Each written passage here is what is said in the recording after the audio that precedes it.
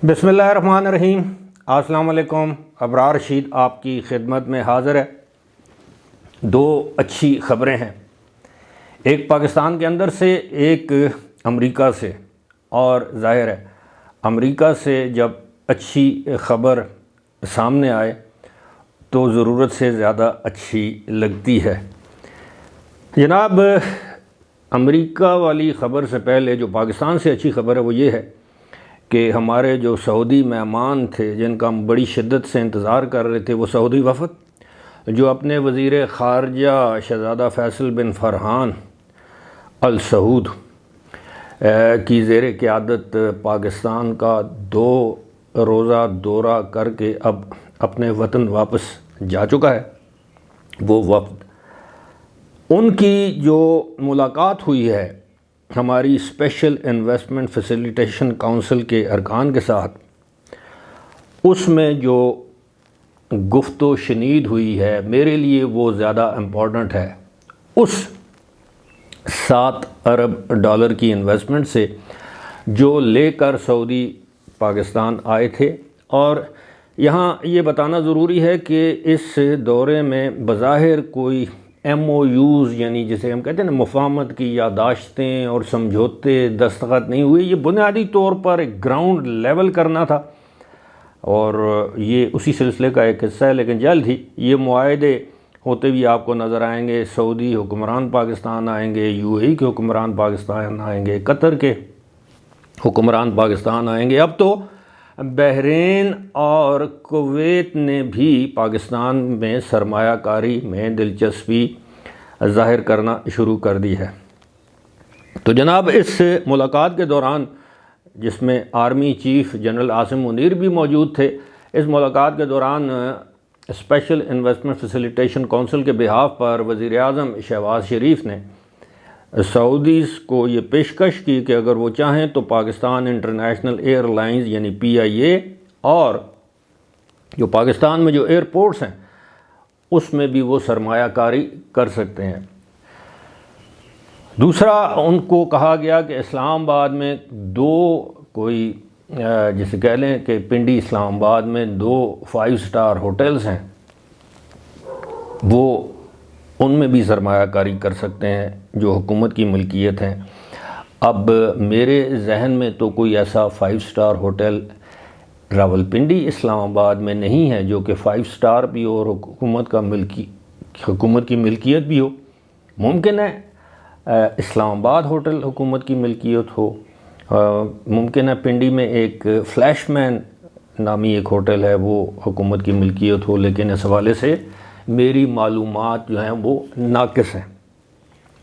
अलावा ये भी कहा गया कि जनाब आप तांबे में दीगर मादनियात में भी आप यहाँ पर सरमायाकारी करें।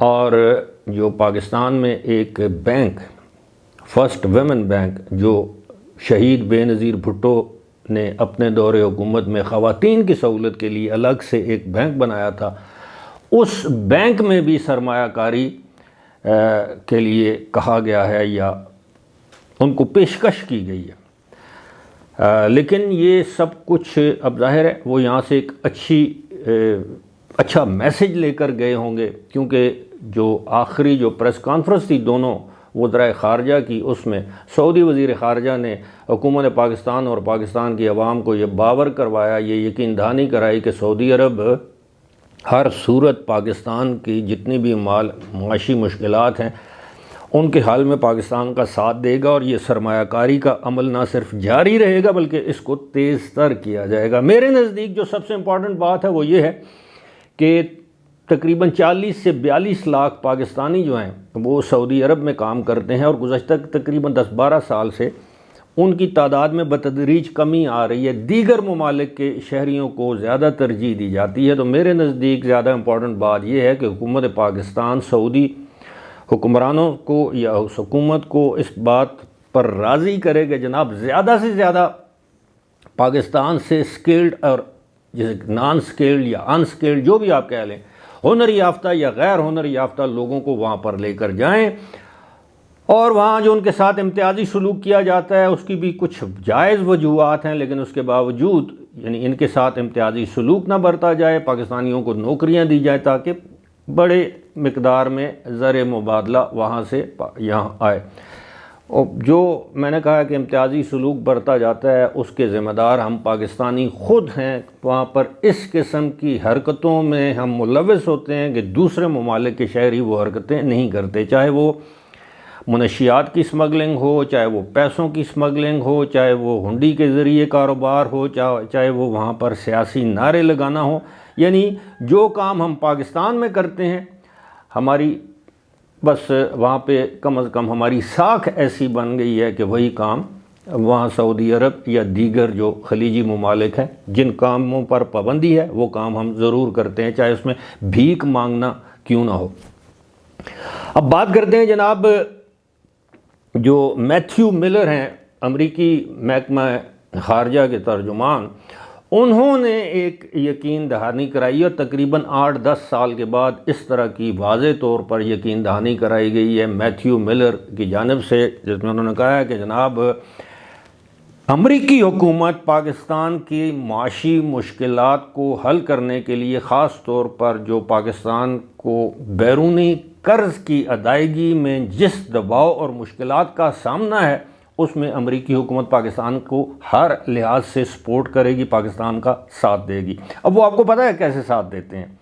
وہ اب خیرات، صدقات، زکوٰۃ، امداد نہیں دیتے. وہ اب آپ کو اسی طرح کے جب IMF کے مذاکرات ہمارے آج کل جاری ہیں، وہ نئے معاہدے منصوبے کے لیے، تو IMF نے اپنی واضح سپورٹ پاکستان کے حصے میں ڈال دی ہے. اسی طرح ہمارے وزیر خزانہ جو آج کل IMF کے ساتھ مذاکرات کے لیے وہاں پر ہیں، اسی طرح وہ عالمی بینک یعنی ورلڈ بینک کے ساتھ بھی مذاکرات کر رہے ہیں، ایشین ڈیولپمنٹ بینک، یہ سب ڈونر ادارے ہیں، یہ قرضہ دیتے ہیں پاکستان کو مختلف اس پر، تو یہ ان کے ساتھ مذاکرات کر رہے ہیں. تو ایسے موقع پر امریکی وزارت خارجہ کے ترجمان کا بیان امریکی وزارت خارجہ کا بیان سمجھا جانا چاہیے.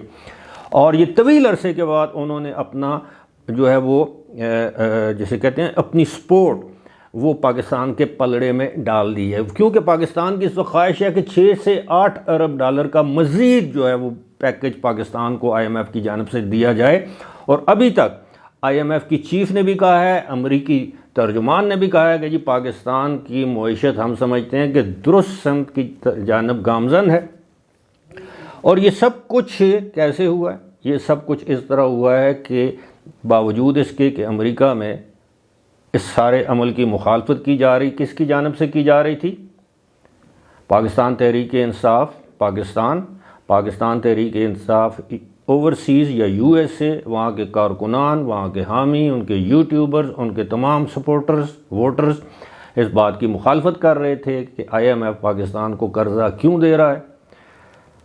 یہاں تک کہ انہوں نے خط لکھے کہ جناب پاکستان کی حکومت کو تسلیم نہ کیا جائے، لیکن اس کے باوجود صدر جو بائیڈن کا وزیر اعظم کو خط لکھنا، وزیر اعظم شہباز شریف کو خط لکھنا، اس کے بعد اینٹنی بلنکن جو ان کے وزیر خارجہ ہیں، جسے وہ سیکٹری خارجہ کہتے ہیں، ان کا پاکستانی وزیر خارجہ کو مبارکباد کا فون آنا، یہ اس بات کے واضح اشارے ہیں کہ اب امریکہ بھی سمجھتا ہے کہ پاکستان کی معیشت درست سمت میں جا رہی ہے. کچھ تحفظات ہیں سعودیز کے، UAE والوں کے اور چائنا کے انویسٹمنٹ کے حوالے سے، وہ یقیناً دور کر دیے گئے ہوں گے. کہیں ایسا نہ ہو کہ بیک ٹو سکوئر ون پھر کوئی ایسا پروجیکٹ ہم لوگ لانچ کرنے چل پڑیں کہ یہ ہمارے جو موجودہ جو انویسٹرز ہیں ان کی وجہ سے مستقبل میں کوئی اور بھی پاکستان میں انویسٹمنٹ کرنے کے لیے تیار نہ ہو. فی الحال مجھے دیجیے اجازت. خدا حافظ.